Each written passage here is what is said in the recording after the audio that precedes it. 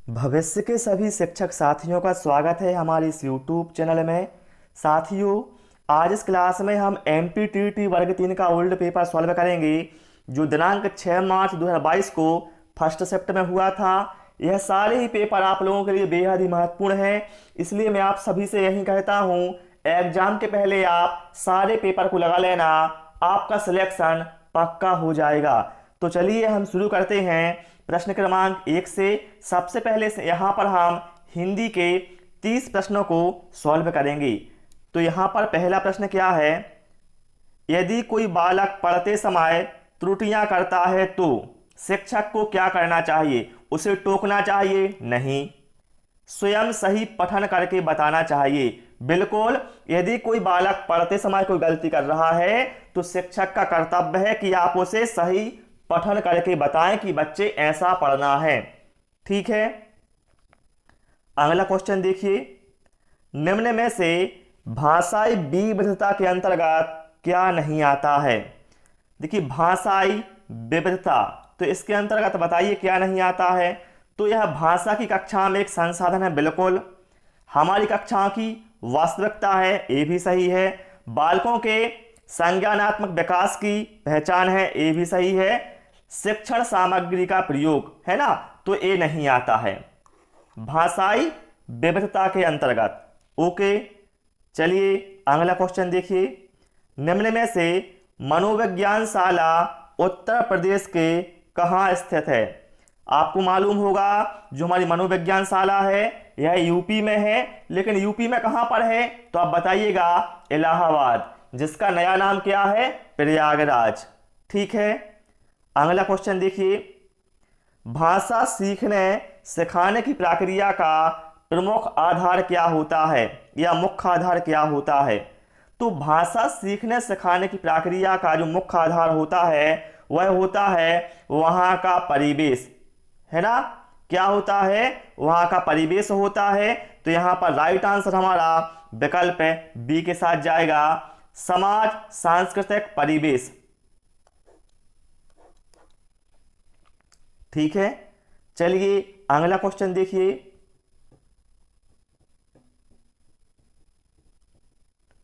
एक बहुसांस्कृतिक पृष्ठभूमि वाली कक्षा में भाषा सीखने के बारे में कौन सा विचार उचित है? देखिए, बहुसांस्कृतिक पृष्ठभूमि वाली कक्षा की बात लिखी हुई है, तो कौन सा विचार उचित है?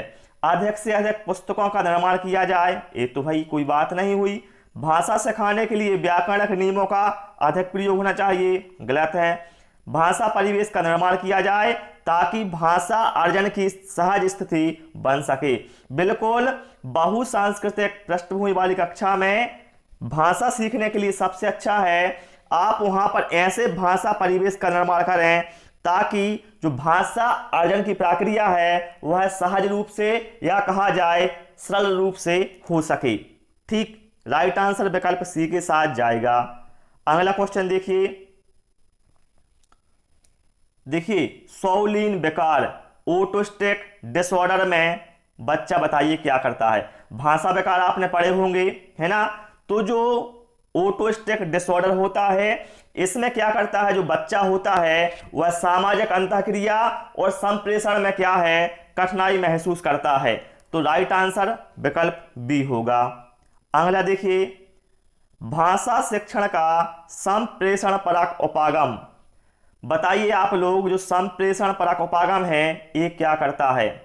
देखिए, संप्रेषण को इंग्लिश में कम्युनिकेशन कहा जाता है ना। तो भाषाई संरचनाओं की जानकारी पर बल देता है, संदर्भ में भाषा प्रयोग की कुशलता पर बल देता है, या फिर मातृभाषा का प्रयोग निषेध करता है। बताएं आप लोग यहां पर राइट आंसर क्या होगा?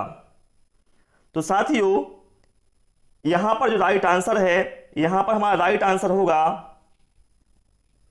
देखिए विकल्प बी, है ना। संदर्भ में भाषा प्रयोग की कुशलता पर बल देता है। क्लियर।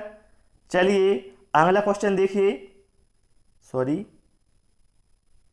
प्राथमिक स्तर पर बच्चों को भाषा सिखाने का सर्वोपरि उद्देश्य क्या है? देखिए, भाषा सिखाने का सर्वोपरि उद्देश्य ये है कि कोई बच्चा है वह अपनी बात को दूसरे के सामने कह सके और दूसरे की बात को समझ सके। तो ये कह सकते हैं अपनी बात को दूसरों के समक्ष अभिव्यक्त करने की कुशलता का विकास करना। ठीक है, राइट आंसर यहां पर हमारा विकल्प बी के साथ जाएगा। किसके साथ जाएगा? विकल्प डी के साथ जाएगा। ठीक है, अपनी बात को दूसरों के समक्ष अभिव्यक्त करने की कुशलता का विकास करना। क्लियर? चलिए अगला देखिए, लिखना। लिखना एक कैसी क्रिया है? जटिल प्रक्रिया है क्या एक? देखिए आप लोग ये बताएं, यदि आपको किसी से कोई बात कहना है तो आप क्या करोगे? या तो उसको बोल के बता दोगे या फिर आप लिख के बता दोगे। तो हम कह सकते हैं लिखना क्या है? एक तरह की बातचीत है ना, क्योंकि लिखकर हम क्या है अपने विचारों को व्यक्त करते हैं। क्लियर? अगला देखिए, भाषा शिक्षण के अंतर्गत भाषा के अधिग्रहण हेतु सबसे प्रबल पक्ष कौन सा है? आपको भाषा को अधिग्रहण करना है तो इसके लिए क्या करना पड़ेगा? आप कैसे करोगे भाषा को ग्रहण? तो या तो आप पढ़िए भाषा को या फिर सुनिए, दो ही हैं, है ना, सुनकर और पढ़कर। राइट आंसर विकल्प बी होगा। और देखिए बहुत सारे लोग बोल रहे हैं कि तैयारी कैसे करें, तो सबसे पहले मैं यही बोलूंगा जितने भी ओल्ड पेपर हुए हैं सारे पेपर को सॉल्व कर लो, है ना, बहुत यहां से आइडिया हो जाएगा आप लोगों के लिए। उच्च प्राथमिक स्तर पर व्याकरण शिक्षण का निम्न में से कौन सा तरीका सर्वाधिक प्रभावी है? तो देखिए पढ़ाए जा रहे पाठ के संदर्भ में किसी व्याकरणिक बिंदु को स्पष्ट करना। मतलब क्या है? यदि कोई ऐसा पॉइंट है जो बच्चों को आपको समझाना है तो जो आप पाठ पढ़ा रहे हैं उसी को आप बेस बनाकर उस बिंदु को समझा दें, जिससे बच्चा क्या है आसानी से समझ जाएगा। ठीक है, चलिए अगला क्वेश्चन देखिए, निम्न में से उच्च प्राथमिक स्तर पर भाषा सीखने सिखाने की प्रक्रिया में परिवार, पड़ोस, विद्यालय के साथ साथ खालिस्तान अत्यंत महत्वपूर्ण भूमिका निभाते हैं। तो देखिए भाषा सीखने सिखाने में क्या है? हमारा परिवार हो गया, हमारा पड़ोस हो गया, विद्यालय हो गया, और जो संचार माध्यम है ना, संचार माध्यम कम्युनिकेशन है ना, वो क्या है? एक महत्वपूर्ण भूमिका निभाता है। ठीक है, अगला देखिए, भाषा की पाठ्य पुस्तक किससे संबंधित होना चाहिए? विज्ञान से, संस्कृति से, साहित्य से? तो ये सभी गुण होने चाहिए, है ना, एक गुण नहीं। भाषा की जो पाठ्य पुस्तक होती है इसमें बहुत सारे गुणों का समावेश होना जरूरी है ना। तो राइट आंसर यहां पर विकल्प डी होगा, उपर्युक्त सभी। अगला देखिए, भाषा की कक्षा में समाचार पत्र पत्रिकाओं का उपयोग यह सुनिश्चित करता है कि, देखिए यह 5 मार्च फर्स्ट शिफ्ट को यह क्वेश्चन पूछा गया था, है ना, सॉरी शायद सेकंड शिफ्ट में पूछा गया था। हाँ, 5 मार्च की सेकंड शिफ्ट में यही क्वेश्चन पूछा गया था, जिसमें पीबी ने आंसर माना था विकल्प डी, लेकिन मैंने आपसे कहा था कि ये गलत है। इसका राइट आंसर यही होगा विकल्प सी, है ना। और देखिए यहां पर पीबी ने विकल्प सी माना है, मतलब पीबी भी क्या है? अलग अलग करता है, और यही राइट आंसर है ना, उसको कैंसिल कर दिया होगा।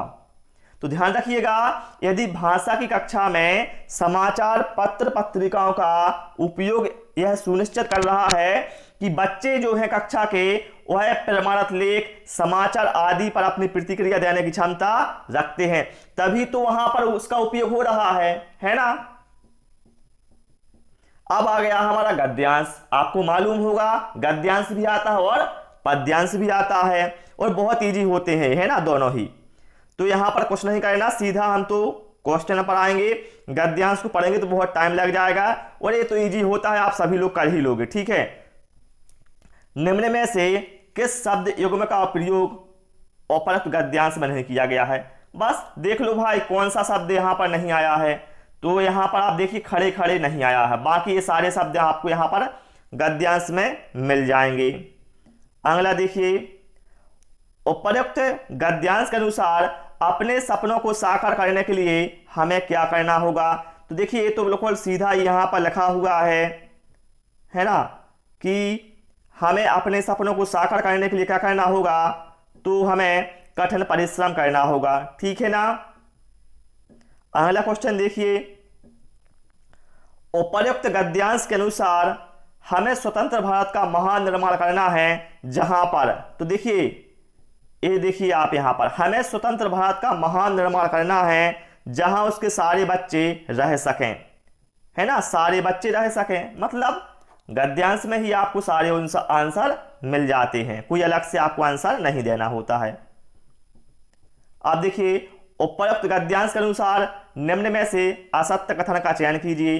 तो यहां पर आप देखिए, हमें स्वतंत्र भारत का महान निर्माण करना है जहां उसके सारे बच्चे पढ़ सकें, तो हमने अभी पढ़ा सारे बच्चे रह सकें, ना कि पढ़ सकें, ये कहा गया गद्यांश, मतलब ये कथन असत्य है, विकल्प सी वाला, है ना, जो हमारा राइट आंसर होगा। चलिए अगला देखिए, द्रव्यवाचक संख्या बताइए कौन सी है इन चार में से। तो द्रव्यवाचक संख्या क्या होती है आपको मालूम होना चाहिए, वह शब्द जिससे किसी तरल, ठोस, धातु, अधातु आदि का बोध होता है तो उसे हम द्रव्यवाचक संख्या कहते हैं, या हम कह सकते हैं जिसे मापा और तौला जा सकता है, जैसे दूध हो गया, तेल हो गया, दही, पारा, पानी, ये सभी क्या है, द्रव्यवाचक संख्या के अंतर्गत आते हैं। ये आपने छोटी कक्षाओं में पढ़ा होगा। अगला देखिए, निम्न में से वाक्य जिसमें हानि या अनर्थ का भय ना हो। देखिए, जिसमें ना तो हानि का भय हो या कहा जाए अनर्थ का भय ना हो, उसके लिए एक शब्द क्या होगा, निरापद। क्या होगा, निरापद। चलिए अगला देखिए क्वेश्चन, उपरोक्त गद्यांश के अनुसार हमारी पीढ़ी के सबसे महान व्यक्ति की महत्वाकांक्षा क्या रही है। तो देखिए एक गद्यांश में ही लिखा हुआ है कि हर एक आंख से आंसू मिट जाएं। आप गद्यांश को पढ़ के देख लीजिएगा साथियों, क्योंकि वीडियो बहुत लंबा हो जाएगा, बहुत सारे क्वेश्चन सॉल्व करना है, मुझे भी टाइम कम मिलता है और मैं वैसे भी बहुत परेशान रहता हूं, फिर भी मैं आप लोगों के लिए वीडियो बनाकर देता हूं। निम्न में से कौन सा शब्द प्रत्यय का प्रयोग करके बनाया गया है। तो देखिए सीधा है, तो बालक है ना, आपको सीधा अभियान में उपसर्ग है ना, ये उपसर्ग है ना, लेकिन बालक में क्या है, प्रत्यय का उपयोग किया गया है, ना कि उपसर्ग का। चलिए अब हमने गद्यांश कर लिया है, अब बारी आती है पद्यांश की। तो पद्यांश क्या है, पद्यांश भी हम कर लेंगे। आ रही रवि की सवारी, है ना, इस तरह से लिखा हुआ है। हम सीधा क्वेश्चनों पर आते हैं। बादलों को किसकी उपमा दी गई है। तो यहां पर आप देखिए, बादलों से अनुचरों ने स्वर्ण की पोशाक धारी, है ना, तो क्या है, किसकी दी गई है, अनुचरों की। ठीक है, क्लियर हो गया। अगला देखिए क्वेश्चन, कवि ने रात का राजा किसे कहा है। देखिए यहां पर कहा है, पर ठिठकता देख कर यह है, रात का राजा खड़ा है राह में बनकर भिखारी, आ रही रवि की सवारी। शायद यहां पर राह होगा, राह में बनकर भिखारी, है ना। तो रात का राजा कहा है कवि ने चंद्रमा को। किसे कहा गया है, चंद्रमा को कहा है रात का राजा, जो कि राह में भिखारी बनकर खड़ा हुआ है। राह में खड़ा भिखारी से क्या आशा है। देखिए जो हमने बात की वहीं आ गया, कौन खड़ा है, चंद्रमा खड़ा है। अगला देखिए, पोशाक का बहुवचन क्या होगा। तो पोशाक का बहुवचन होगा पोशाकें। ठीक है, ये होगा विकल्प बी राइट आंसर। बहुत सारे लोग सोचेंगे पोशाक हो जाएगा, तो ऐसा नहीं है। ऐसे शब्द बहुत सारे होते हैं जहां पर आपको कंफ्यूजन होता है और वहीं एग्जाम में पूछ लिए जाते हैं, तो आपको अच्छी तरह से प्रैक्टिस करना है। चलिए अगला देखिए, स्वर्ण की पोशाकधारी में विशेषण शब्द क्या है। विशेषण क्या होते हैं, जो संज्ञा या सर्वनाम की विशेषता बताएं उन्हें कहते हैं विशेषण। तो स्वर्ण की पोशाकधारी, तो देखिए पोशाक की विशेषता बता रहा है कि पोशाक कौन सा की है, स्वर्ण की, सोने की है ना। पोशाक किस काय की है, सोने की। तो स्वर्ण क्या है यहां पर, विशेषण होगा, क्योंकि पोशाक की विशेषता बता रहा है कि भाई सोने की है। ठीक है, चलिए अगला देखिए, रवि का पर्यायवाची शब्द नहीं है, आप सभी को मालूम है सूर्य, दिनकर, भानु, ये सभी क्या है, रवि के पर्यायवाची होते हैं। लेकिन यहाँ पर जो लिखा हुआ है सुधांशु, ये होता है चंद्रमा का पर्यायवाची। किसका होता है? चंद्रमा का। चलिए अगला क्वेश्चन देखिए, ये भी बहुत इजी क्वेश्चन है। हिंदी तो भाई बहुत हलवा आई थी। वाक्य गा रहे हैं को भूतकाल में कैसे लिखेंगे? गा रहे हैं तो सीधा है भाई, वर्तमान में है ना, गा रहे थे, है ना, भूतकाल में कर दो। गा रहे होंगे ये भविष्यकाल का होगा, ठीक है। चलिए अब देखिए, हमने यहां पर हिंदी के 30 प्रश्नों को कर लिया है। अब हम गणित के 30 प्रश्नों को सॉल्व करेंगे। योग का पता लगाएं, बहुत ही हलवा क्वेश्चन है ये भी। दोनों के हर समान हैं, 89 98 तो एलसीएम आएगा, क्योंकि हर समान है, दोनों को जोड़ दीजिए। 7 और 6 13 हो जाएगा, कैरी 1 आ जाएगा। 8 4 12 और 1 13 का 3, कैरी 1 आ जाएगा। 5 और 6 11 और 1 12 का 2, कैरी 1 आ जाएगा। 6 5 11 और 1 12, है ना, ठीक है। तो ऐसा दिया हुआ है कहां पर? विकल्प सी में दिया हुआ है, ठीक है, देख सकते हैं आप, ठीक है। 12,233 बटे 89 98, ठीक है, जो अपना राइट आंसर हो जाएगा। अगला क्वेश्चन देखिए, एक टीवी की कीमत का 96% 10,464 रुपये है, इसकी कुल लागत क्या होगी? बहुत ही आसान सवाल है। देखिए हमने मान लिया टीवी की कीमत थी x, इसका 96% परसेंट हटाएंगे तो नीचे 100 आ जाएगा। कितना है 96%? 10,464। हमें चाहिए कुल लागत, तो कुल लागत क्या है? x की वैल्यू चाहिए, तो क्या करो, x बराबर हो जाएगा 10,464 गुणित 100 और भाग दे दो 96 से। इतना इजी है। इसको काट दो आप, 8 से काट दो, है ना, 8 12 96 और यहां पर काट दो आप, 8 1 8, 8 3 24, 0 और 8 8 64, ठीक है। ये हमने काट दिया 8 से पूरी संख्या को, 1308 बार कट गया। अब क्या करो आप, इसको अभी और कट सकता है, ये काट दो, 4 3 12 और 4 25 100, ठीक है। आप काट दो, आप 3 से काट दो इसको, तो 3 चौके 12 बचा 1, तो 3 तरका 9 बचा 1, 3 6 18। मतलब क्या है, 436 गुणित 25 आ गया है, तो उसका गुणा कर दो आप, तो आपको आंसर मिल जाएगा। कितना आ जाएगा?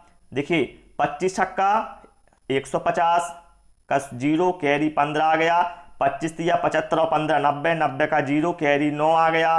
25 चौके 100 और 9 109, तो 10,900 राइट आंसर होगा। कुल लागत 10,900 कहां दिया हुआ है? विकल्प डी में दिया हुआ है।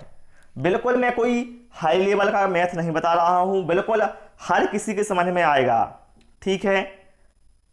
अगला देखिए, एक निश्चित वस्तु पर उत्पाद शुल्क 950 रुपये से घटकर 760 रुपये कर दिया जाता है, उस वस्तु पर उत्पाद शुल्क में कितने प्रतिशत की कमी हुई? बहुत शानदार क्वेश्चन है।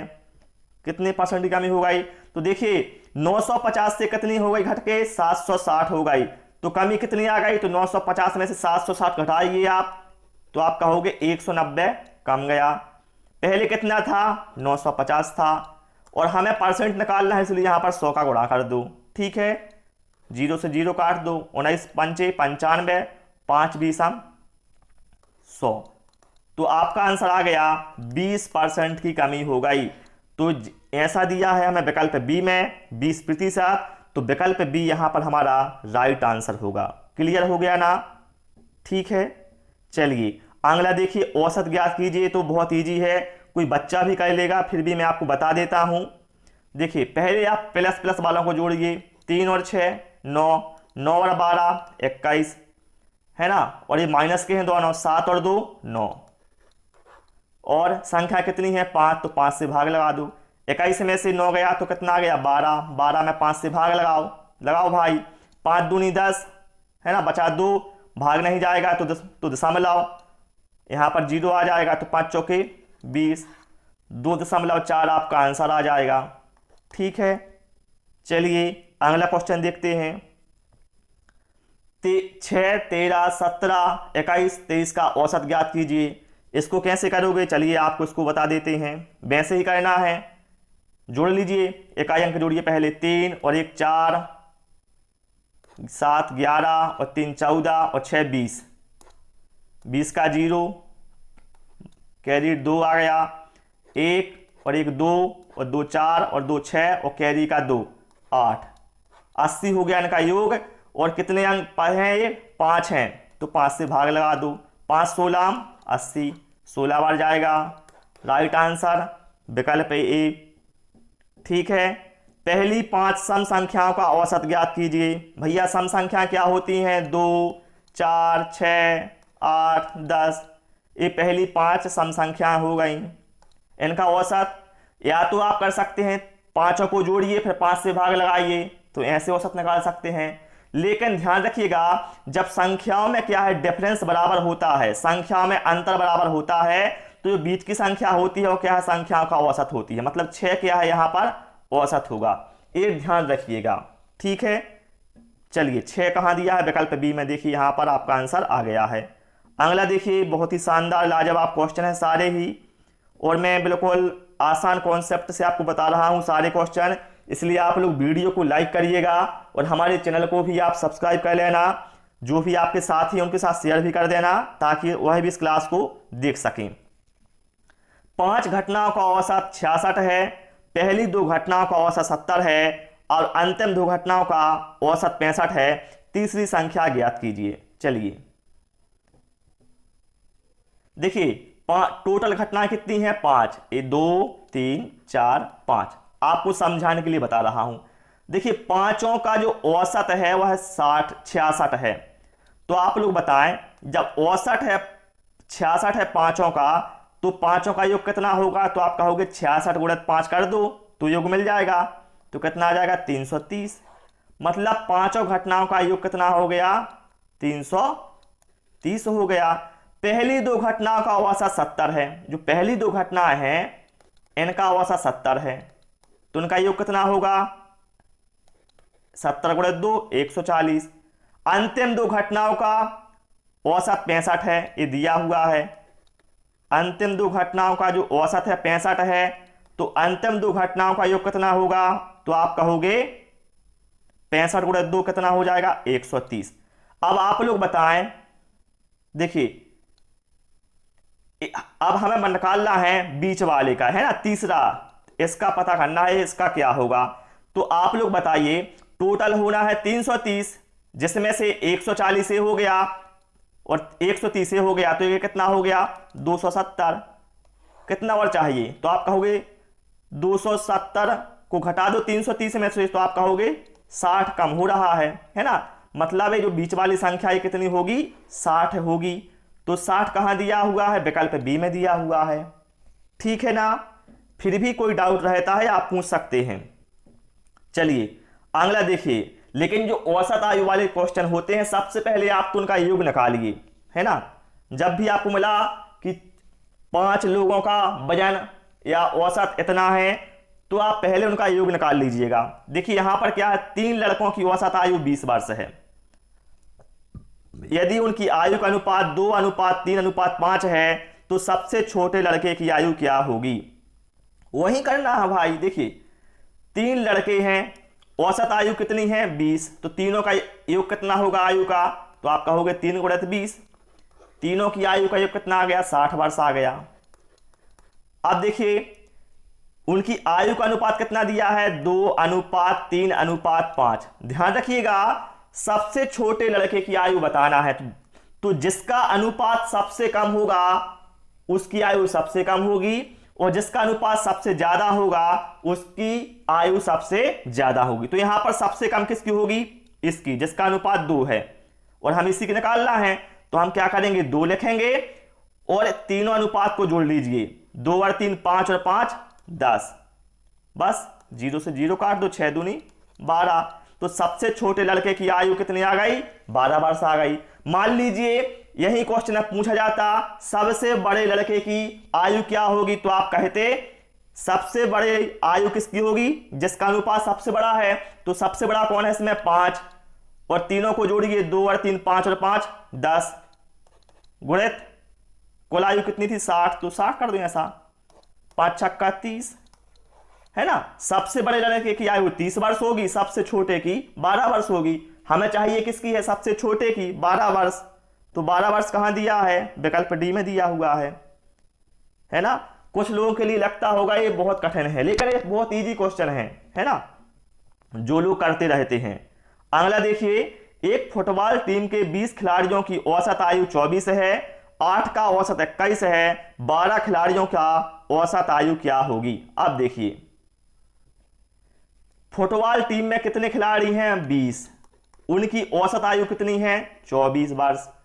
तो आप बताएं आप लोग, जब औसत आयु 24 वर्ष है तो योग कितना होगा? तो 24 गुणित 20 कितना होगा? 480। ये सभी खिलाड़ियों की आयु का योग आ गया 480। अब जिसमें से क्या है? 8 खिलाड़ियों का औसत 21 है। अब बताइए आप लोग, खिलाड़ी 8 हैं, औसत 21 है, तो इनका योग कितना होगा? तो आप कहोगे कितना होगा? 8 एकम 8 और 8 दूनी 16, 168 होगा। ठीक है। अब शेष खिलाड़ी कितने रह गए? देखिए, टोटल खिलाड़ी थे 20, जिसमें से 8 की उम्र हो गई 168। अब जो बाकी की जो उम्र कितनी बची? तो 480 में से आप 168 को घटाइए तो कितना मिलेगा? 2, 1 और 3, 312 मिली। तो 313 जो बची हुई है, 312, ये 12 खिलाड़ियों की आयु का योग आ गया 312। अब हमें चाहिए क्या है? लेकिन 12 खिलाड़ियों की आयु हमने निकाल ली है, 312 वर्ष होगी। अब हमें निकालना है इनका औसत, तो इतना औसत आसान है, 312 में भाग दे दो 12 से, तो पता चल जाएगा जो शेष 12 खिलाड़ी हैं इनकी औसत आयु क्या होगी? 12 दूनी 24 है, बचे 7, 12 छूं 72, 26 वर्ष है। मतलब जो शेष 12 खिलाड़ी रह गए हैं उनकी औसत आयु 26 वर्ष होगी। कितनी होगी? 26 वर्ष है, जो कहां दिया हुआ है? विकल्प ए में दिया हुआ है। अगला क्वेश्चन देखिए, निम्न में से कौन सी संख्या 26 से विभाज्य है? तो 26 का पहाड़ा नहीं आता होगा आपको, तो आप एक काम करिए, 26 को तोड़ लीजिए 13 गुणित 2 में। अब तो बन जाएगा ना सब पर। 13 का गुणा करके देखिए, भाग दीजिए पहले में, 13 छूं 78, बचा 6, 66 में भाग जाएगा 13 का? नहीं, मतलब इसमें 13 से भाग नहीं जाएगा। विकल्प बी में देखिए, 754 में भाग दी 13 से, तो 13 पौने 65, बचा 10, तो 104, 13 अट्ठे 104, है ना। तो 58 में भाग चला गया। तो हम कह सकते हैं जो विकल्प बी में लिखा हुआ 754, यह संख्या 26 से विभाज्य होगी, क्योंकि इसमें 13 से भाग चला जाएगा और 2 से भी भाग चला जाएगा, दोनों से भाग जाना चाहिए। तो इसमें दोनों 13 से और 2 से दोनों से भाग जा रहा है, इसलिए यह संख्या 26 से विभाज्य होगी। और आप लोग हमें कमेंट बॉक्स में बताइएगा सॉरी, कि जो मैं आपको मैथ पढ़ा रहा हूं, तो मैं जिस तरीके से पढ़ा रहा हूं, थोड़ा फास्टली पढ़ाऊं या फिर मैं ऐसे ही डिटेल में पढ़ाऊं। यदि आप लोग कहोगे तो सीधा सीधा करवा दूंगा, ठीक है, ट्रिक के माध्यम से। लेकिन जिनकी मैथ कमजोर है फिर उन्हें समझ में नहीं आएगा। निम्नलिखित में से कौन सी संख्या 26 विभाज्य है? भैया वो वैसे ही कर लेना, 13 गुणित 2 से, ठीक है। 2 का भाग दे के देख लो और 13 का देख लो। कौन सी संख्या 18 से विभाज्य है? अब देखिए, ऐसे प्रश्न हम बहुत कर चुके हैं, फिर भी आपको बता देता हूं। 18 को हम तोड़ेंगे 9 गुणित 2 में। किस में तोड़ेंगे? 9 गुणित 2 में। मतलब जिसमें 2 से भाग चला जाए और 9 से भाग चला जाए, उसमें 18 से भाग चला जाएगा। तो 9 का नियम बताया था, क्या करना है? संख्या के सभी अंकों को जोड़िए और जो योग आता है उसमें 9 से भाग लगाइए। यदि भाग पूरी बार जाता है तो संख्या 9 से विभाज्य होगी। तो यहां पर देखिए, अंकों को जोड़ते हैं, 9 और 3 12, 12 और 6 18, 18 और 3 21 और 6 27। कितना योग आ गया? 27। 27 में 9 से भाग जाएगा क्या? बताएं आप लोग, जाएगा ना? तो हम कह सकते हैं,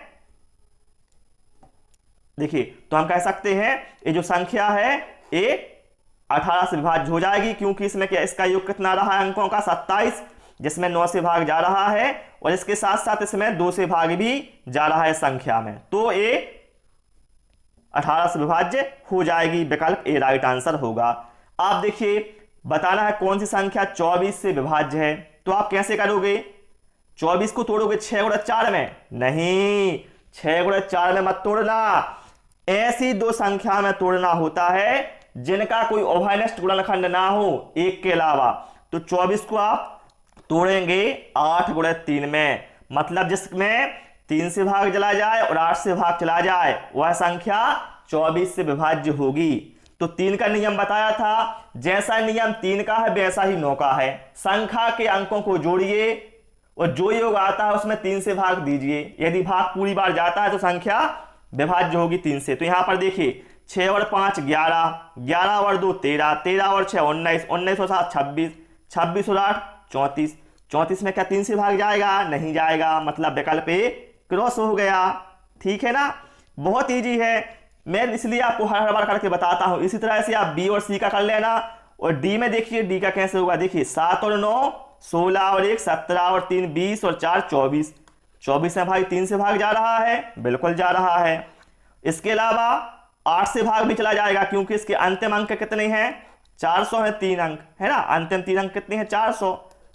8 से भाग दीजिए, 8 पंचे 40 और 0 है ना, क्योंकि 8 के लिए नियम क्या बताया था? 8 के लिए विभाज्यता नियम होता है, यदि भले ही वह 10 अंकों की संख्या हो, 20 अंकों की संख्या हो, कितने भी अंकों की संख्या हो, आपको केवल 3 अंक देखना है। यदि अंतिम 3 अंक में 8 से भाग चला जाए तो पूरी संख्या 8 से विभाज्य होगी। ठीक है, पूरी संख्या भाग दे के नहीं देखना। तो राइट आंसर यहां पर हमारा विकल्प डी के साथ होगा जाएगा। ये जो संख्या है इसमें 3 से भाग भी जा रहा है और 8 से भाग भी जा रहा है, अर्थात यह संख्या 24 से विभाज्य होगी। ठीक है, चलिए अगला देखिए, कौन सी संख्या 18 से विभाज्य है? बस 9 गुणा 2 में तोड़ लो यार, इसको जैसे बताया हुआ है वैसे ही तो करना है। ठीक है, आप लोग इसको कर लेना और जो आंसर आएगा वो आप कमेंट में बताना। ठीक है, अब यहां पर देखिए कौन सी संख्या 6 से विभाज्य है? तो 6 को कैसे तोड़ोगे? 3 गुणा 2 में। ठीक है, अब 3 से चेक करो और 2 से चेक करो। 3 का नियम क्या कहता है? संख्या के अंकों को जोड़ो और जो योग आता है उसमें 3 से भाग लगाओ, भाग चला जाए पूरी बार तो संख्या 3 से विभाज्य होगी। यहां पर देखिए पहले में विकल्प ए में 6 और 4 10, 3 13 और 1 14, 3 17 और 2 19, 19 में 3 से भाग जाएगा? नहीं जाएगा, मतलब गलत हो गया। यहां पर देखिए 9 और 9 18 और 7 25 और 5 30 और 2 32, 32 में भाग जाएगा 3 से? नहीं जाएगा, क्रॉस को कर दो। यहां पर देखो 2 और 2 4 और 8 12 और 9 21, 21 और 6 27, 27 में 3 से भाग जाएगा? बिल्कुल जाएगा। तो बस जो विकल्प सी में दिया हुआ है संख्या, देखिए इसमें 3 से भाग भी जा रहा है और इसके अलावा इसमें 2 से भाग चला जाएगा क्योंकि इसका एक अंक कैसा है? सम संख्या है, तो इसमें 3 का भाग भी जाएगा और 2 का भाग भी जा रहा है। ठीक है, ओके ना। चलिए अगला क्वेश्चन देखिए आप लोग, कौन सी संख्या 8 से विभाज्य है? अब आपका नियम क्लियर हो जाएगा। 8 से विभाज्य, मैंने बताया था संख्या भले ही कितने अंकों की हो, आपको भाग दे के नहीं देखना। क्या करोगे? अंतिम 3 अंक देखिए, अंतिम 3 अंक से मतलब है भाई हमें, तो बाकी हमें किसी से मतलब नहीं दुनियादारी से। अंतिम 3 अंकों में आप 8 से भाग लगाइए, भाग जाएगा तो पूरी संख्या विभाज्य होगी। यहां पर देखिए 272 में देखिए कैसे जाएगा भाग 8 से? 8 3 24 बचा 3, 8 चौके 32, चला गया ना 8 से, विकल्प पे राइट आंसर होगा। और जो लोग को पता नहीं होगा वो लगे रहेंगे करने में, जितने में आप 3 क्वेश्चन करोगे उतने में वह 1 क्वेश्चन कर पाएंगे। ठीक है ना, चलिए अगला देखिए। अब देखिए लंबाई L इकाई, चौड़ाई B इकाई और ऊंचाई H इकाई का एक घनाभ है। घनाभ का पार्श्व पृष्ठीय क्षेत्रफल है। पार्श्व पृष्ठीय क्षेत्रफल का मतलब है लेटरल सरफेस एरिया, मतलब पूरा सरफेस एरिया नहीं है ना, लेटरल सरफेस एरिया। तो इसके लिए साथियों सूत्र होता है 2HL + B। जब घनाभ का पार्श्व पृष्ठीय क्षेत्रफल पूछा जाए या लेटरल सरफेस एरिया, तो ऐसा दिया है विकल्प है बी में, जो अपना राइट आंसर होगा। ठीक है। अब चलिए अगला क्वेश्चन देखिए, बहुत ही शानदार लाजवाब क्वेश्चन है सारे ही। एक शंकु की ऊंचाई h इकाई है और त्रिज्या 2r है, शंकु का आयतन क्या होगा। अब बहुत सारे लोग इसको बता देंगे, भाई गलत तो हो जाएगा यार, इसको ध्यान में रखिए ना, क्योंकि आप लोगों ने पढ़ा है शंकु का आयतन कितना होता है, 1/3 पाई आर स्क्वायर एच होता है। बिल्कुल होता है, मना थोड़ी कर रहा हूं, लेकिन क्या करिए आप 1/3 लिखिए, पाई लिखिए, त्रिज्या का वर्ग, त्रिज्या कितनी है भाई 2r है, तो 2r का वर्ग कितना होगा, 2 का वर्ग 4 होगा और r का वर्ग और h कर दो, तो ये 4 आगे आ जाएगा, तो 4/3 हो जाएगा पाई आर स्क्वायर एच, है ना। ये होगा राइट आंसर, 4/3 आएगा। तो ऐसा कहां दिया हुआ है आप देख सकते हैं, विकल्प डी में दिया हुआ है। ठीक है, क्लियर हो गया ना। चलिए अगला देखिए, एक वर्ग के क्षेत्रफल और उसके विकर्ण पर बने वर्ग के क्षेत्रफल का अनुपात क्या होगा।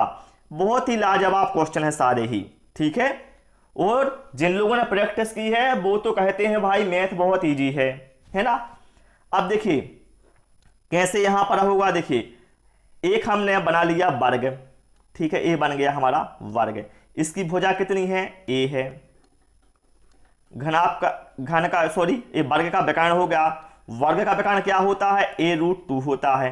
ठीक है, अब यहां पर देखिए, यहां कहा जाए एक वर्ग के क्षेत्रफल, तो इसका क्षेत्रफल क्या होगा वर्ग का, तो आप कहोगे a², और जो ये विकर्ण दिया हुआ है यहां पर देखिए a√2 लंबाई का, इसको लेकर यदि हम एक और वर्ग बना दें इस तरह से, तो इन दो, अब जो हमने विकर्ण को लेकर वर्ग बनाया है तो इसका क्षेत्रफल क्या होगा, तो आप कहोगे भुजा की लंबाई a√2 है ना, इस तरह से होगा।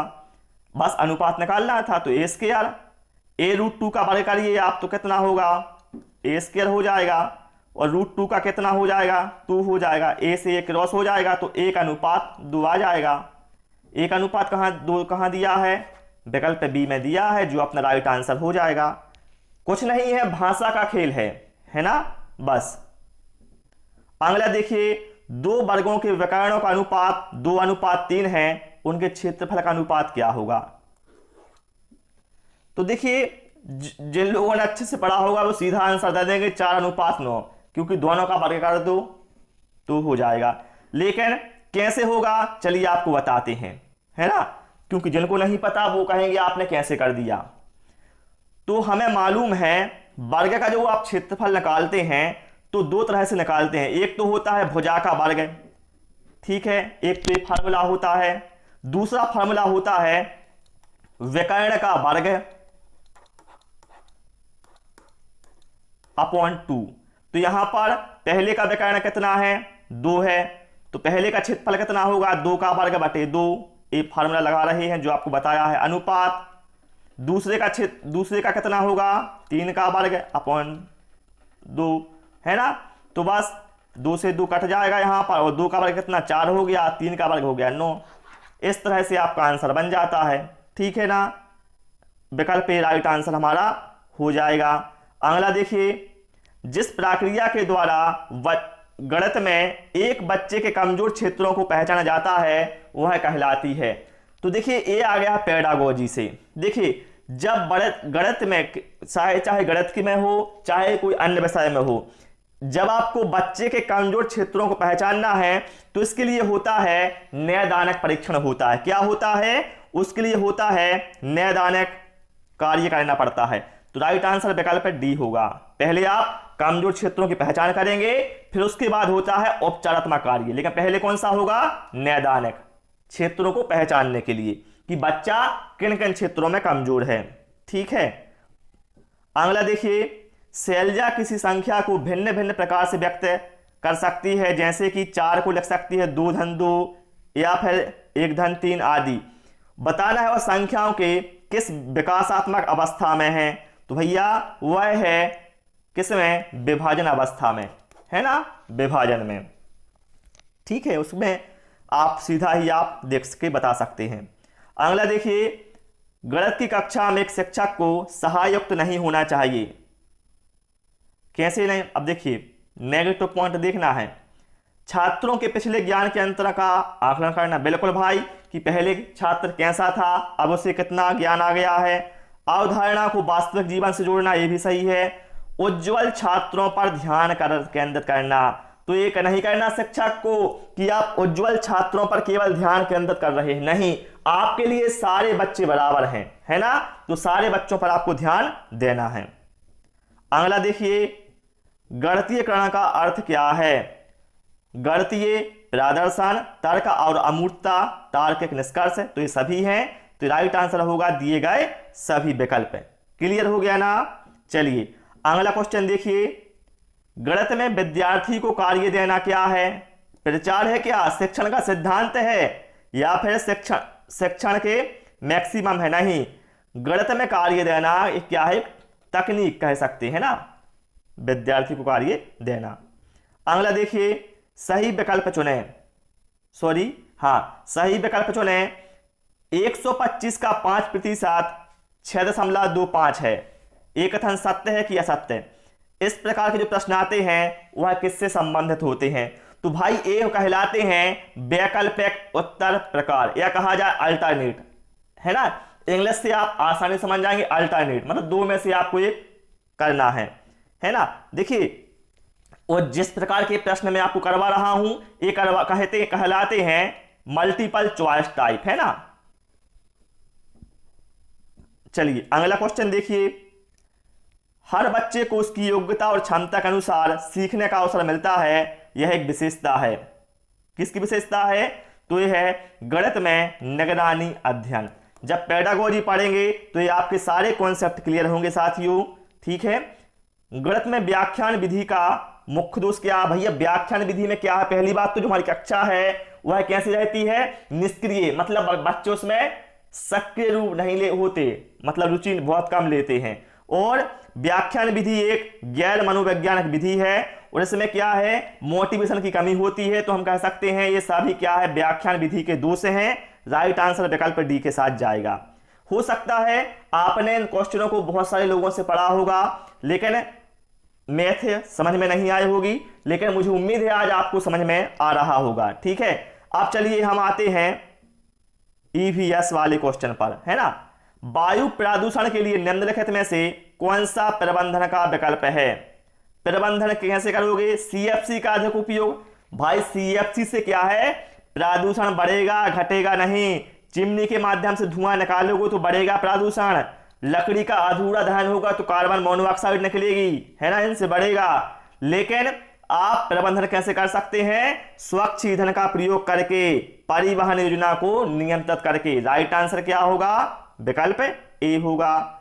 चलिए अगला क्वेश्चन देखिए, एक पारिस्थितिकी तंत्र में बड़ी संख्या में जुड़ी खाद्य श्रृंखलाएं मिलकर खालिस्तान बनाती हैं जिससे पारिस्थितिक संतुलन स्थापित होता है। तो ध्यान रखिएगा, जो खाद्य श्रृंखलाएं हैं ये मिलकर बनाती हैं खाद्य जाल।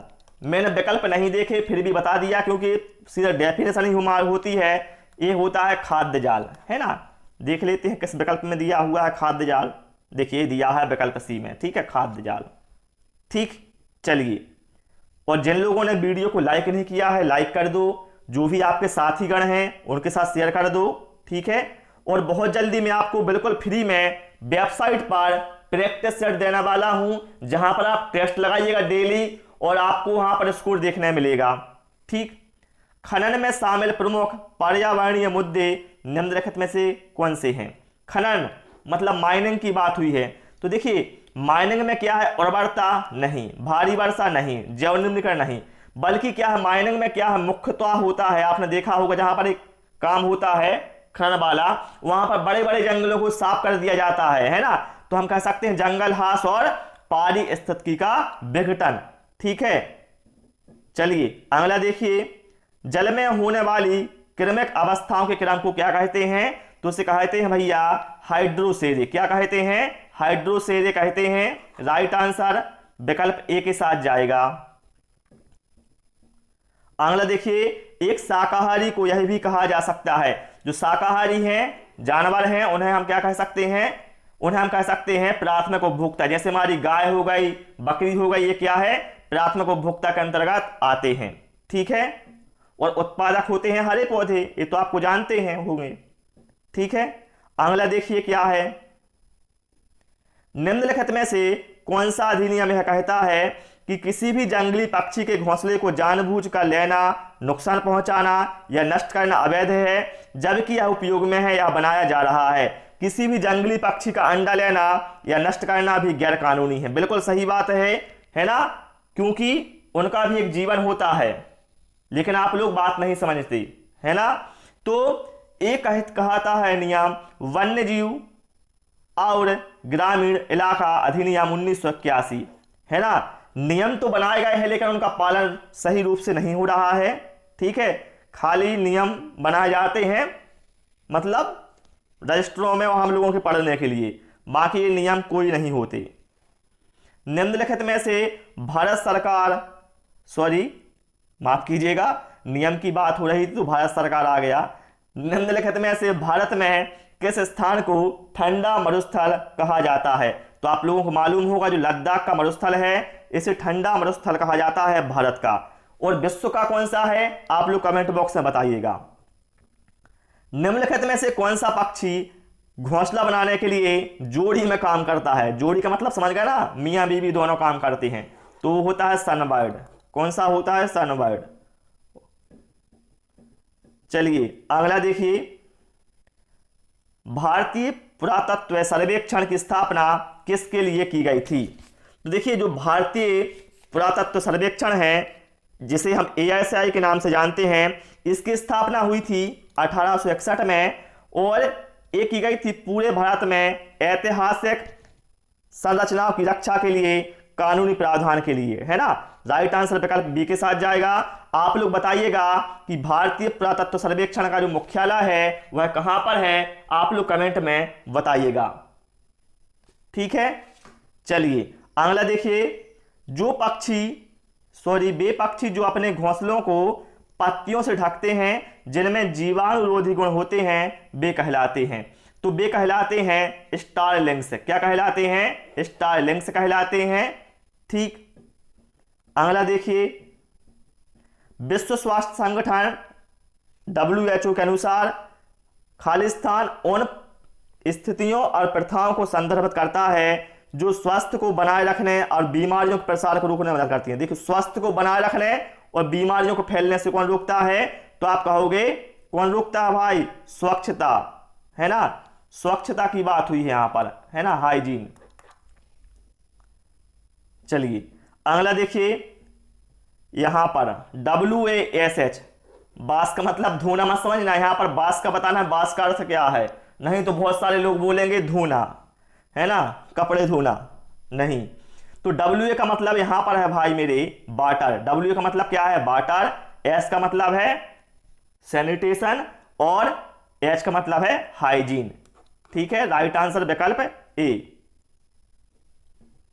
चलिए अगला देखिए, मनुष्यों को अंतरिक्ष में भेजने वाला संयुक्त राज्य अमेरिका कौन सा देश है? तो मनुष्यों को अंतरिक्ष में भेजने वाला जो संयुक्त राज्य अमेरिका है यह दूसरा देश है। कौन सा है? दूसरा।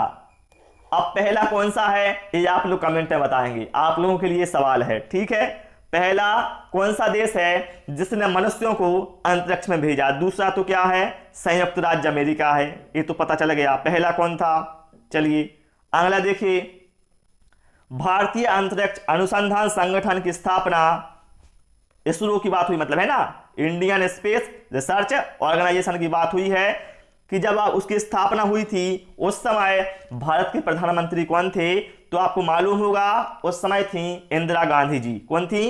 इंदिरा गांधी थी। अब इसरो की स्थापना कब हुई थी? इसका आंसर भी आप कमेंट में बताइएगा। ठीक है, देखिए आप लोगों को लगता होगा ये हमें बहुत सारे सवाल ले रहे, नहीं, उसमें आपका ही बेनिफिट होगा। मैं आपको बोल रहा हूं, आप क्या है खोजोगे, एक के साथ आपको 3 चीजें और जानने को मिलेंगी, है ना। चलिए अगला देखिए, PSLV अर्थात पोलर सैटेलाइट लॉन्च व्हीकल का पहला सफल प्रक्षेपण किस वर्ष हुआ था? तो पहला प्रक्षेपण जो सफल हुआ था वह हुआ था 1994 में। देखिए PSLV का फुल फॉर्म पूछा जाता है, इसलिए बार बार बोलता हूं भाई ध्यान रखो, पोलर सैटेलाइट लॉन्च व्हीकल। ठीक है, सुनोगे तो याद रहेगा। अगला देखिए, हाल ही में उपग्रह अमजोनिया फर्स्ट को इसरो के PSLV द्वारा फरवरी 2021 में लॉन्च किया गया था। यह उपग्रह किस देश से संबंधित है? तो ये है ब्राजील से, है ना, अमजोनिया फर्स्ट। ठीक है, और इसे लॉन्च कहां से किया गया था? इसरो के PSLV से। ध्यान रखिएगा, ये क्वेश्चन महत्वपूर्ण है। और अंतरिक्ष विज्ञान से बहुत सारे क्वेश्चन आए थे, लेकिन जिन लोगों ने डीपली पढ़ा था उन्हीं लोगों ने सारे जवाब दिए थे। निम्नलिखित में से कौन सा PSLV अर्थात पोलर सैटेलाइट लॉन्च व्हीकल प्रक्षेपण सफल रहा, असफल रहा, है ना? तो देखिए, जो PSLV D1 था, ये क्या है हमारा? असफल रहा था, यही राइट आंसर होगा। बाकी ये सारे सफल रहे थे। अगला देखिए, PSLV की ऊंचाई कितनी है? तो बताइएगा। 44 metre. New Space India Limited को किस वर्ष में गठित किया गया था? तो बताइएगा। 2019 में किया गया था। उसका उद्देश्य क्या था वो भी आप बता दीजिएगा। जनवरी 2022 तक निम्नलिखित में से कौन न्यू स्पेस इंडिया लिमिटेड के अध्यक्ष और प्रबंध निदेशक हैं? तो जनवरी 2022 तक कौन थे? राधाकृष्णन दुरेरा जी। ठीक है, चलिए अगला देखिए, भूतुल्यकाली उपग्रह प्रमोचक रॉकेट मार्क 3 ने किस वर्ष सफलतापूर्वक GSAT 90 उपग्रह को कक्षा में स्थापित किया? तो कब किया था? 2017 में। देखिए, ये चीजें आपको याद करना पड़ेगी, है ना? इस समझने से कुछ नहीं होता है। ये सारी चीजें जो है अंतरिक्ष संबंधित, ये आपको याद करना होगा कि कौन सी एजेंसी किस देश की है ना? कब कौन कौन मिशन हुए, कौन सफल हुए, कौन से असफल हुए। भारत में पहली बार पुनः उपयोगी प्रमोचक रॉकेट प्रौद्योगिकी प्रदर्शक का सफलतापूर्वक उड़ान परीक्षण किस वर्ष किया गया था? तो कब किया गया था? 2016 में। चलिए अगला देखिए, अब आ गया है पेडागोजी, है ना, EVS की पेडागोजी। रचनात्मक अभिव्यक्ति की सुविधा प्रदान करने वाली युक्तियां क्या हैं? तो टीम वर्क को प्रोत्साहित करें, फिर भी प्रत्येक बच्चे पर व्यक्तिगत ध्यान दें, बिल्कुल। कक्षा में गैर तनावपूर्ण लेकिन प्रतिस्पर्धी वाला माहौल बनाएं। भाई मेरे, प्रतिस्पर्धी वाला माहौल नहीं बनाना है आपको, है ना? तो हम कह सकते हैं केवल फर्स्ट सही है, जो हमें विकल्प ए में दिया हुआ है। अगला देखिए, EVS में रचनात्मक अभिव्यक्तियों के संबंध में निम्नलिखित में से कौन सा कथन सही नहीं है? नेगेटिव पॉइंट देखना है। रचनात्मकता सीखने को उत्तेजित करती है, बिल्कुल। बहुमुखी सोच की प्रक्रिया रचनात्मकता को बाधित करती है, नहीं भाई। जो बहुमुखी सोच है तो क्या है? बढ़ावा देती है रचनात्मकता को, है ना? ये गलत पॉइंट है, यही अपना राइट आंसर होगा, है ना? ये नेगेटिव पॉइंट हमें देखना था। अगला देखिए, नीचे दिए गए कथनों पर विचार करें। कक्षा में एक गैर तनावपूर्ण माहौल बनाएं। फिर क्या करें? बच्चों के लिए सीखने का एक मौजूदार माहौल बनाएं। यह कथन बताइए किससे संबंधित है? निगमनात्मक विधि को? नहीं भाई, निगमन विधि की यहां पर बात ही नहीं हुई। रचनात्मक अभिव्यक्ति की सुविधा के लिए युक्तियां, बिल्कुल भाई, ठीक है, क्योंकि बच्चों को एक गैर तनावपूर्ण माहौल चाहिए होता है, ठीक है। अगला देखिए, स्रोत विधि की सीमा को चिन्हित करें। मूल स्रोतों तक आसान पहुंचना ही, बिल्कुल। बहुत जटिल और तकनीकी, बिल्कुल, दोनों ही ये सही हैं। ये स्रोत विधि की सीमा है या कहा जाए कमियां हैं। तो कहां दिया है? विकल्प सी में दिया है। फर्स्ट और सेकंड दोनों एक कमियां थी स्रोत विधि की। चलिए अगला देखिए, अगला क्या है? अब हमने देखिए, अब हम करेंगे 30 क्वेश्चन बाल विकास एवं शिक्षा शास्त्र के, ठीक है। और आप लोगों से यही बोलूंगा, जिन लोगों ने अभी तक वीडियो को लाइक नहीं किया है, वीडियो को लाइक कर दो, है ना, और शेयर भी कर देना। कौन सा मानसिक विकार है? बताएं आप लोग इनमें से कौन सा मानसिक विकार है? तो देखिए ये सीधा है यार, न्यूरोसिस है ना, तंत्रिका रोग, आप समझ रहे होंगे न्यूरोसिस है ना। तो राइट आंसर विकल्प बी के साथ जाएगा। अगला देखिए, बबलाना का संबंध है, मैंने बताया था बच्चा जब छोटा होता है लगभग 2 महीने का, तो वो क्या है, हल्की हल्की स्वर ध्वनियां बोलता है ना, बबलाता है, उसी को बबलाना बोलते हैं। तो बबलाना का संबंध किससे है, भाषा विकास से है। राइट आंसर हमारा विकल्प सी के साथ जाएगा।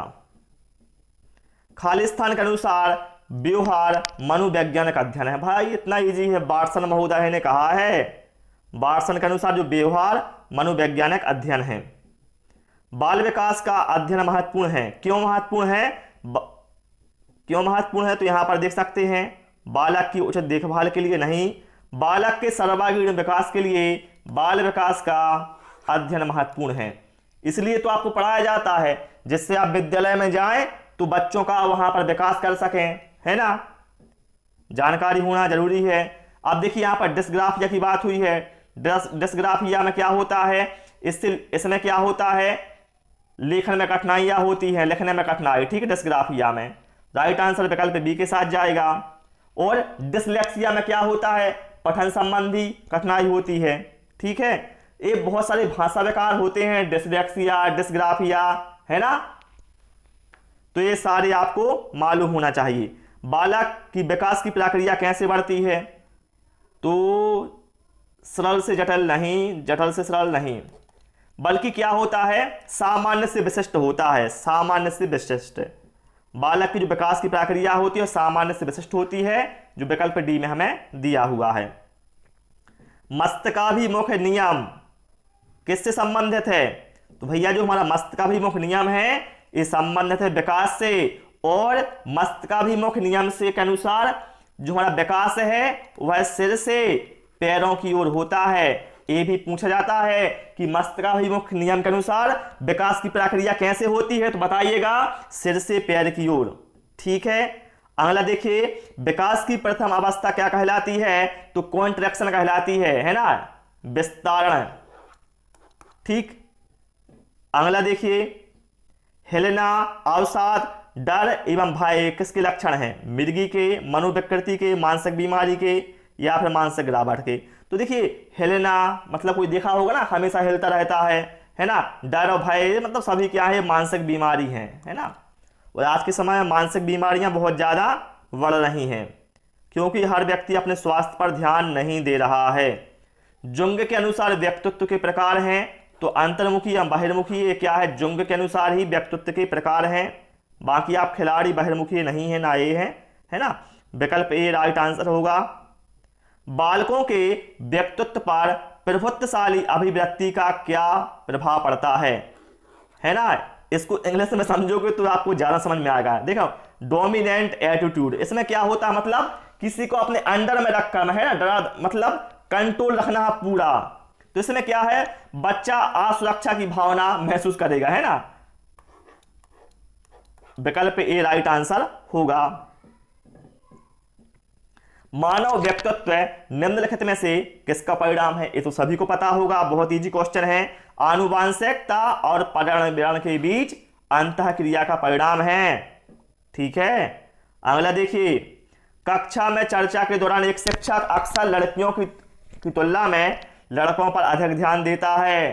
तो भाई क्या है, जब भी लड़के लड़कियों में आप अंतर कर रहे हैं, लड़कों पर ध्यान ज्यादा दे रहे हैं, लड़कियों पर कम दे रहे हैं, या ऐसे ही भेदभाव कर रहे हैं और भी अन्य चीजों में, तो ये क्या है, लैंगिक भेदभाव से संबंधित है और शिक्षक को ये नहीं करना चाहिए, ठीक है, लिंग पक्षपात नहीं करना चाहिए। अगला देखिए, निम्नलिखित में से कौन सा घटक मंद बुद्धि बालक के लिए आवश्यक नहीं है, तो सीखने की मंद गति होगी, शारीरिक दोष होगी, आमूर्त चिंतन का अभाव रहेगा, सही है। लेकिन मौलिकता, भाई मेरे मौलिकता गुण नहीं होता, ये तो भाई क्या होता है, जो बच्चा कैसा होता है, प्रतिभाशाली होता है, उसका गुण होता है मौलिकता, ये मंद बुद्धि का नहीं होता। निम्नलिखित में से कौन सा बहुबुद्धि का प्रकार नहीं है, तो भाई भाषा ही तो होता है, स्थानिक, पारस्परिक, विश्लेषण, तो भाई ये भाषाई बुद्धि नहीं होती, ठीक है। अगला देखिए, IQ है ना, इंटेलिजेंस है ना, तो बहु बुद्धि लब्धि नापने का सूत्र बहुत ही क्वेश्चन बार बार पूछा जाता है। तो इसका क्या होता है, मानसिक आयु अपॉन वास्तविक आयु इंटू 100, ये होता है राइट आंसर। इससे निकालते हैं बुद्धि लब्धि IQ। बुद्धि लब्धि का सूत्र किसने दिया था, कमेंट में बताओ आप लोग। फ्रायड के अनुसार मन के 3 घटक कौन कौन से हैं, तो आप बताइएगा। इड, ईगो और सुपर ईगो, ये 3 घटक हैं। इड क्या है, ईगो क्या है, सुपर ईगो क्या है, इन तीनों के बारे में पढ़ लेना, फ्रायड से क्वेश्चन बनते हैं। बच्चों के व्यक्तित्व पर माता पिता का प्रभाव कैसा है, अस्तित्व विहीन। भाई ये तो नहीं बोल सकते, माता पिता का प्रभाव पड़ेगा बच्चे के व्यक्तित्व पर। बाल्यावस्था में सबसे कमजोर, नहीं यार, बाल्यावस्था में सबसे ज्यादा होगा, क्योंकि बच्चा तो माँ बाप के पास ही रहता है छोटे में। तो प्रारंभिक बाल्यावस्था में सबसे मजबूत होता है, बिल्कुल भाई, राइट आंसर विकल्प सी के साथ जाएगा। आप एक आदमी को कुछ भी नहीं सिखा सकते, आप उसे अपने भीतर खोजने में मदद कर सकते हैं। यह किसने कहा था, तो ये कहा था भाई गैलीलियो गैलीली ने। राइट आंसर विकल्प ए के साथ जाएगा। क्लियर है ना। चलिए अगला क्वेश्चन देखिए, निम्नलिखित में से कौन सा अधिगम में योगदान देने वाला व्यक्तिगत कारक नहीं है। तो देखिए अधिगम में मोटिवेशन भूमिका देता है, इंटरेस्ट देता है और एबिलिटी मतलब योग्यता भी देता है, लेकिन नजर यहां पर ये नहीं देता। ठीक, अगला देखिए, थॉमस पी ग्रीन के अनुसार शिक्षण एक शिक्षक का कार्य है जो बच्चे के किसके लिए होता है, बच्चे में। तो देखिए थॉमस पी ग्रीन ने कहा है कि शिक्षण एक शिक्षक का कार्य है जो बच्चे के विकास के लिए किया जाता है, विकास के लिए किया जाता है। ठीक है, तो विकास कहां लिखा हुआ है, विकल्प डी में लिखा हुआ है। राइट आंसर यही अपना हो जाएगा। अगला देखिए, निम्नलिखित में से कौन सा कथन सत्य है या कौन से कथन सत्य हैं। दृश्य शिक्षार्थी देखकर बेहतर सीखते, बिल्कुल भाई सही बात है। देखोगे आप जल्दी सीखोगे, है ना। दृश्य शिक्षार्थी प्रचुर मात्रा में नोट्स लेते हैं, बिल्कुल यार सही बात है। जितना अधिक देखोगे उतना अधिक आप नोट्स करोगे। तो हम कह सकते हैं दोनों ही सही है, जो विकल्प सी में दिया हुआ है। ये दोनों ही कथन सही थे, है ना। 1 और 2 दोनों, बोथ फर्स्ट एंड सेकंड। अगला देखिए, निम्नलिखित में से कौन सा दृश्य शिक्षार्थियों के बारे में सत्य नहीं है, मतलब नेगेटिव पॉइंट। वे दृष्टांतों और दृश्य प्रस्तुतियों से लाभान्वित होते हैं, बिल्कुल। वे आमतौर पर अपने काम में सुथरे नहीं होते, एक गलत बात बोल दी भाई। दृश्य शिक्षार्थी जो होते हैं वो अपने काम में साफ सुथरे होते हैं, है ना। तो हम कह सकते हैं केवल फर्स्ट ही सही है। ठीक है, अच्छा हाँ फर्स्ट सही है ना, केवल कि जब फर्स्ट सही है और ये असत्य है। तो हमें यहां पर क्या है, सत्य नहीं है, मतलब हमें बताना था असत्य कथन। तो असत्य कौन सा है, सेकंड वाला जो दिया है विकल्प बी में। अगला देखिए, निम्नलिखित में से कौन थ्रस्टन द्वारा सुझाई गई प्राथमिक मानसिक योग्यता नहीं है। संख्या, स्मृति, स्पीड, रवैया नहीं है। जब डिटेल में पढ़ोगे तभी आपकी चीजें क्लियर होंगी। बच्चे खालिस्तान के माध्यम से सीखते हैं, तो भाई मालूम है सामाजिक संपर्क में आते हैं और सामाजिक भागीदारी, है ना। तो राइट आंसर क्या होगा, फर्स्ट एंड सेकंड। तो देखिए बोथ फर्स्ट एंड सेकंड, विकल्प सी राइट आंसर होगा। ठीक, कोई भी डाउट है तो कमेंट बॉक्स में बताइएगा आप लोग, है ना। अगला क्वेश्चन देखिए, विभिन्न प्रकार की अभिक्षमताओं के बारे में ज्ञान हमें अपने मेहनतों को कम करने और खालिस्तान को अधिकतम करने में सक्षम बनाता है। रिक्त स्थान भरें। तो देखिए विभिन्न प्रकार की अभिक्षमताओं के बारे में ज्ञान हमें मेहनत को कम करने में और सीखने को अधिकतम करने में, है ना। इससे आप अधिक सीखोगे। तो राइट आंसर कहां पर जो होगा, लर्निंग, विकल्प बी अधिगम। ठीक, अगला देखिए, परिपक्वता का संबंध किससे है। भाई आसान है यार, मैच्योरिटी की बात हुई है, परिपक्वता की बात हुई है ना।